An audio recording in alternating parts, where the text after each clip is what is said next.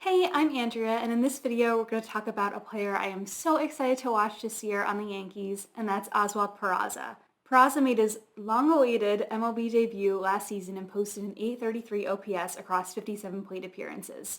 So this season there's a lot to look forward to with Peraza, so let's jump right in. So what kind of hitter is Peraza going to be? Well, he's not going to be this major, offensive powerhouse who's hitting 50 home runs a season. He's more of like a line drive hitter. So last season in AAA, 65% of his hits were singles. He had 19 home runs as well, which is great, but I think his power is closer to average. And he does struggle with ground balls in the past. He struggled with ground balls throughout his minor league career here and there. He did a really great job at limiting them in AAA last season, but then in his major league debut, they spiked 20%. So it's just something to keep an eye on for him moving forward. Hopefully the longer sample in AAA is more reflective of his abilities moving forward.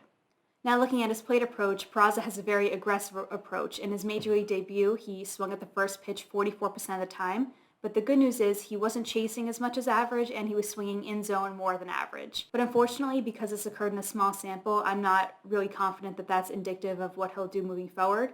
So since we don't have any detailed plate discipline stats from his minor league career, let's just look at his walk rate by season and level. So looking at this graph, we could see that Peraza, his walk rates were never that high. Major league average is 8%, and in the upper level of the minors, like AA, AAA, those walk rates are sub 8.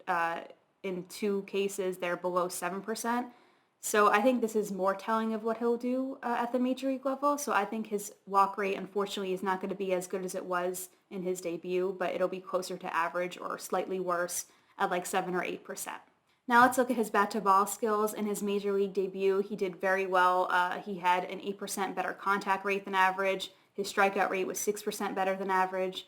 But similar to how we saw with his walk rates through his minor league career, let's look at his strikeout rates through his minor league career to see if that's sustainable for him. And unfortunately, I'm not confident it is. If we look at this graph, we could see that in 2021 AA, 2022 AAA, his strikeout rates were around 23%. And even though it dipped in 2021 AAA, that was only across 8 games.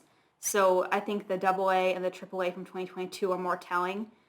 And because of that, I don't think that sub 16% strikeout rate that he posted in his debut is going to be something we can expect from him consistently moving forward. I think his strikeout rate is probably going to be closer to average or slightly worse, so maybe like 23, 24%. Looking at his offensive profile as a whole, I think we can expect average major league output from Peraza this season.